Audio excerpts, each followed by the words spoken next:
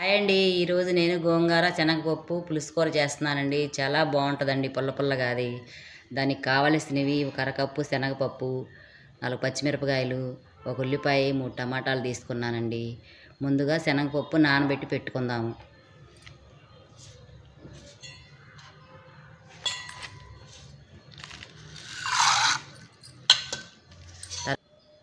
తర్వాత గోంగూర కోసుకుని పక్కన పెట్టుకుందామండి. ఉల్లిపాయలు, పచ్చిమిరకాయలు, టమాటాలు కట్ చేసి పక్కన పెట్టుకుందాం.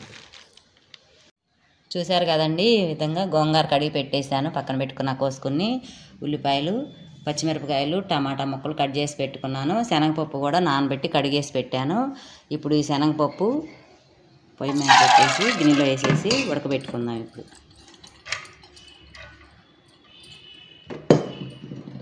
కొంచెం వాటర్ వేసుకుని పొయ్యి మీద పెట్టేస్తున్నానండి.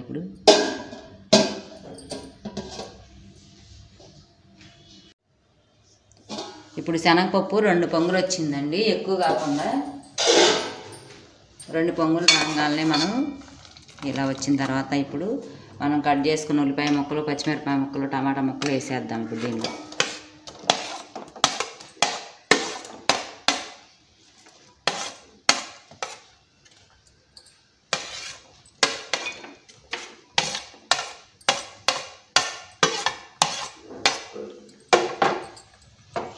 ఇవన్నీ కలిపేసి మూత పెట్టేసి ఒక 5 నిమిషాలు మగ్గనిద్దాం. ఇలాగే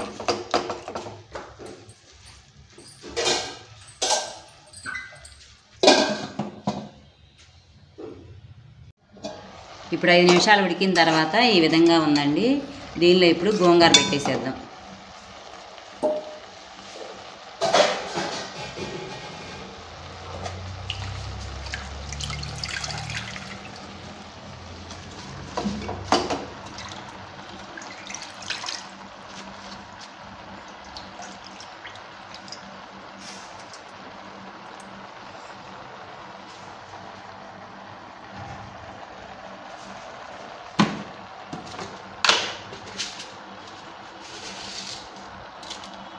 రుచికి సరిపడా ఉప్పు,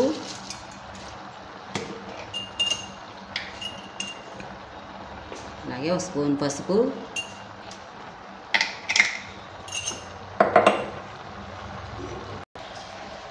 రెండు స్పూన్లు కారం,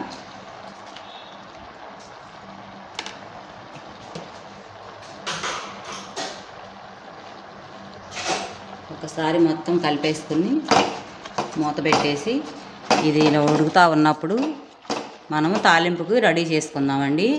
ఇది ఒక 5 నిమిషాలు ఉడికిపోయిద్ది. ఇంకా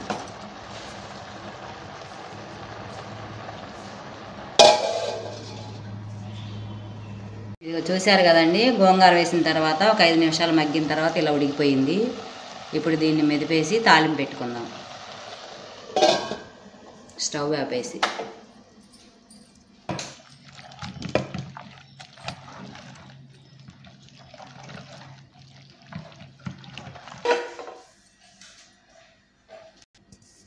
స్టవ్ వెలిగించి బాండీ పెట్టుకుని ఆయిల్ పోసుకుందామండి. తాలింపుకి సరిపడా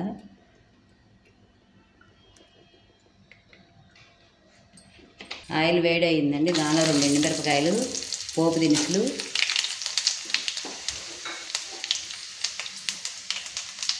అలాగే 4 చిన్నులపాయ రెబ్బలు నల్లగొట్టి పెట్టాను, కరివేపాకు,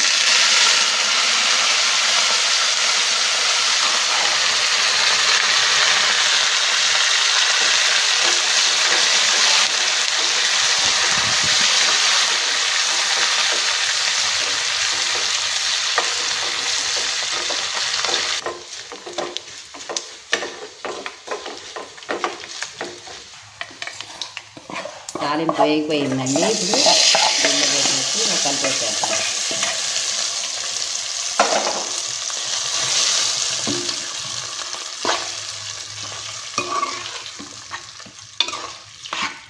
ఇంతేనండి, గోంగూర శనగపప్పు కూర రెడీ అయిపోయింది. మనకి నోటికి ఏమి బాగోనప్పుడు, ఒక్కొక్కసారి ఏమీ తినాలనిపించదు, అలాంటప్పుడు ఈ విధంగా గోంగూర శనగపప్పు పులుసు కూర చేసుకుని తినండి. చాలా టేస్ట్గా, చాలా బాగుంటుందండి. వీడియో మీకు నచ్చినట్లయితే లైక్ చేయండి, షేర్ చేయండి, సబ్స్క్రైబ్ చేయండి. Thanks for watching.